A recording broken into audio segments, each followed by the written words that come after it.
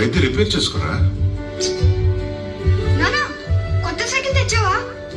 అది రిపేర్ చేసుకుని వాడుకోమని చెప్పానుగా. ఏమదే సంజుకి సైకిల్ కొనివ్వనని చెప్పారంట కదా మీరు. పాపం ఏడుస్తున్నాడు. 1000 రూపాయలే కదా, కొనివ్వచ్చుగా.